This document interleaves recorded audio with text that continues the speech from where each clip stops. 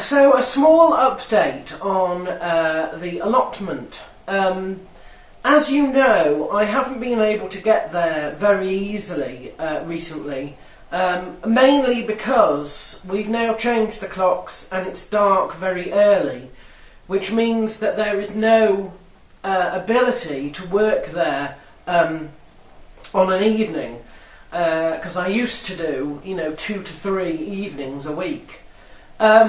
The good news is, of course, that now we're about to hit dormancy. We've had the first frosts, and the harvests for the winter veg are sort of slower and more spaced out.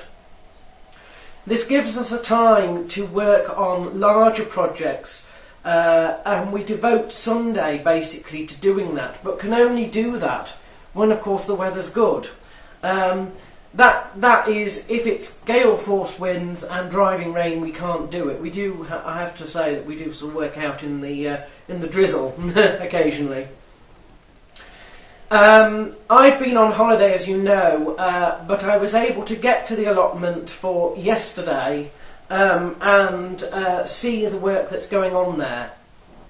Digging, as you know, has been completed, and we are now working on clearing the nursery beds and clearing the strip of grass by the hothouse. Both of those are almost done, I hasten to add, because they're quite small, and we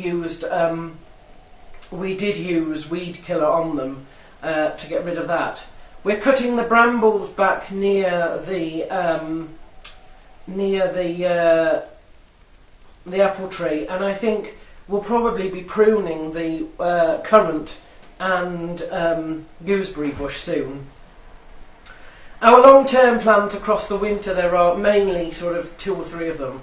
The first one is to get the roof of the shed watertight. It's leaking and we have noticed a bit of rot, so we need to sort that out. The second is the purchase and construction of some type of greenhouse. We haven't decided if we're going to put that on the south-facing side, actually where the hothouse is, or whether we're putting it near the shed, near half the nursery, basically chopping half the nursery off and devoting it to that. That hasn't been decided yet, but the hothouse will be going, so that's another thing that needs to be done. The final thing that needs to be done is the decking, or some sort of area of seating on the other half of the nursery beds. We've got wood for that, but we may just use slates. We don't know. That's what we're planning. Those are the sort of 3 major projects. Then, of course, we also have to have a time where we decide what we're going to be planting and growing for next year. The trefoil and the tares are doing well. The weeds have more or less stopped now.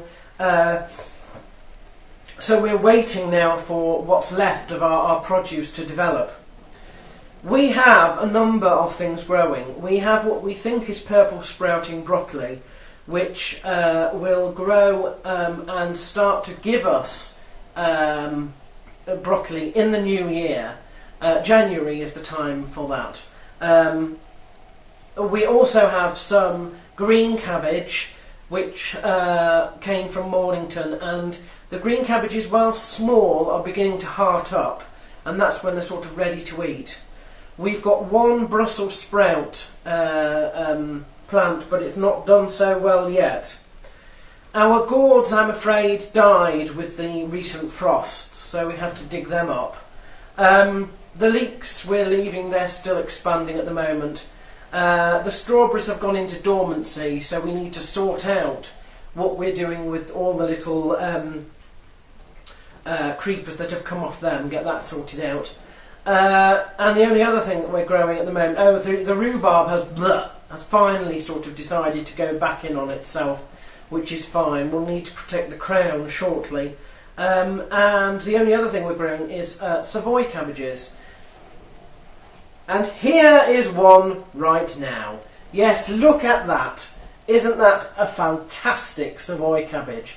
The outer leaves are damaged, but I can take them off, probably by caterpillars, and then boil up the nice little heart in the middle there.